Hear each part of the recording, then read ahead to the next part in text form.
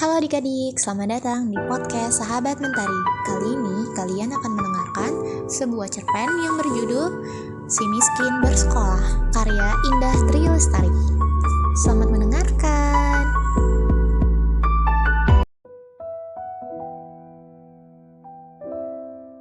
Si Miskin Bersekolah, karya Indah Tri Lestari.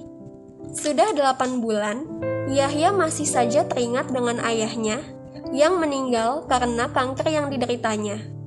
Yahya adalah anak petani buta huruf yang harus memikirkan bagaimana cara untuk memenuhi kebutuhannya. Kini Yahya hanya tinggal bersama dengan ibundanya. Ia tinggal di gubuk bambu yang sangat minim dan masih harus direnovasi. Rumah Yahya terletak di desa Pagar Banyu, dan pada saat itu belum ada listrik di desa tersebut. Pada saat malam, Yahya hanya bisa membaca buku yang ia temukan dari tumpukan tempat sampah di pinggir sekolah dan hanya disinari oleh lampu minyak yang memberikan cahaya merah di mukanya. Sedangkan ibunya yang selalu menemani sang anak tercinta dengan menyanding sepotong obat nyamuk bakar agar anaknya dapat fokus dalam membacanya. Pagi itu, Yahya ingin sekali bersekolah, tetapi dengan kondisi keuangan yang tidak mencukupi, Yahya tidak bisa melanjutkan sekolah. "Bu, kapan aku bisa sekolah seperti teman-teman yang lain?" kata Yahya yang menatap ibunya dengan penuh harapan. "Sabar ya nak, nanti kalau tabungan ibu udah cukup buat biaya sekolah Yahya, secepatnya Yahya bisa sekolah," katanya. Dengan melihat ibunya bekerja keras demi membantu ekonomi keluarga, Yahya hanya bisa membantu ibunya bekerja di sawah.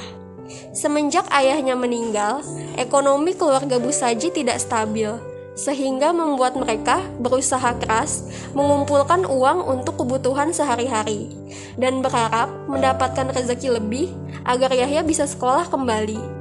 Yahya pun tidak sekedar membantu ibunya di sawah, tetapi juga memilih untuk berjualan koran.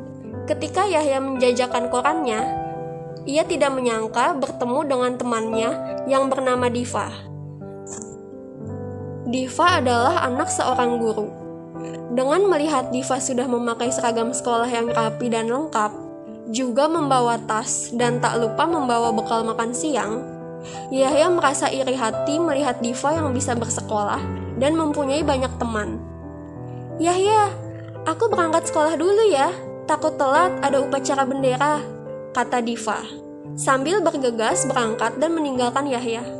"Oh, iya Diva, hati-hati di jalan ya," menatap Diva dengan merasa sedih. Yahya pun bergegas pulang dan menemui ibunya yang sedang bersiap untuk pergi bekerja. "Bu, kenapa sih hidup kita miskin? Kenapa aku nggak bisa seperti teman yang lain? Coba aja ayah belum meninggal, pasti Yahya sekarang ini bisa sekolah, Bu," kata Yahya dengan penuh amarah dan emosi kepada ibunya. Ibunya tidak merespon perkataan Yahya yang hanya akan sia-sia bila dijelaskan, karena Yahya masih belum bisa mengikhlaskan kepergian ayahnya. Kemudian ibunya pergi untuk bekerja di sawah. Begitu amat kesal, akhirnya Yahya pergi dan duduk di bawah pohon rindang. Sani datang untuk menemui Yahya dan mengajak Yahya untuk menjajakan koran di sekitar terminal. Seperti biasa, dengan semangat yang luar biasa, mereka benar-benar tak merasa lelah meskipun terik matahari siang itu begitu terasa di kulit. Mereka masih tetap semangat dan termotivasi untuk mengumpulkan uang yang banyak agar bisa melanjutkan sekolah dan mewujudkan cita-cita. Sambil menjajakan koran, Sani bertanya kepada Yahya, "Emang cita-citamu pengen jadi apa, sobat?" "Ada deh, mau tahu aja." Yahya tertawa melihat wajah Sani yang amat penasaran. Sani pun masih tetap bersikeras menanyakan cita-cita Yahya, tetapi Yahya masih tetap tidak mau memberitahu Sani. Setelah menjajakan koran, Yahya dan Sani melanjutkan untuk mengamen. Mereka ingin mendapatkan penghasilan lebih. Tak disangka, sebuah mobil menyerempet Yahya dari belakang. Yahya pun jatuh tersungkur. Kemudian keluarlah Bu Indah dari mobilnya dan mengajak Yahya untuk pergi ke rumah sakit. Tapi Yahya menolak.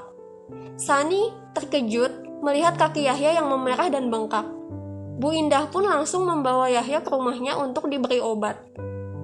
Sesampainya di rumah, Bu Indah menyuruh pembantunya untuk merawat Yahya yang kakinya kesleo dan bengkak itu. Kemudian Bu Indah bertanya kepada Yahya dan Sani, "Mengapa kalian berada di jalan waktu pagi-pagi? Apakah kalian tidak sekolah?" Dengan wajah merasa bersalah telah menyerempet Yahya, Yahya pun bilang kalau ia tidak sekolah. Sani pun menjelaskan bahwa mereka ingin sekolah tetapi tidak punya biaya. Kemudian anak Bu Indah yang bernama Andi tiba-tiba datang dari kamarnya menghampiri Yahya dan Sani.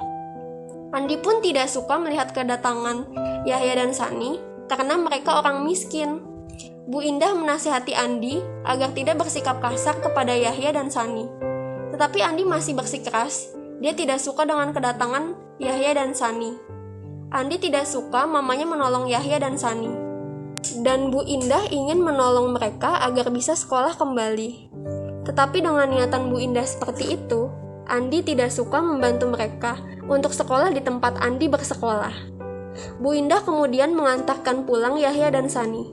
Sampai di rumah Yahya, Bu Indah minta maaf kepada ibu Yahya karena telah menyerempet anaknya. "Kedatangan saya kemari mau minta maaf karena sudah tidak sengaja menyerempet Yahya," kata Bu Indah. "Tidak apa-apa, Bu.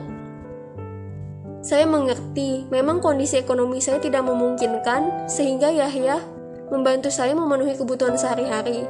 Maafkan anak saya kalau menghalangi jalan Ibu." Setelah Bu Indah meminta maaf, ia menawari Yahya dan Sani untuk bersekolah kembali. Yahya dan Sani merasa senang dan tidak percaya.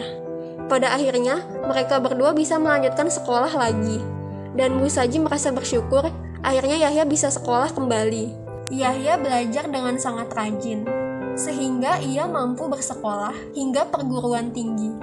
Ia juga mendapatkan beasiswa dan berhasil mewujudkan cita-citanya menjadi seorang guru. Oke, terima kasih adik-adik sudah mendengarkan podcast Sahabat Mentari. Semoga bermanfaat ya. Jangan lupa, nantikan kelanjutan podcast selanjutnya dari channel ini. See you next time.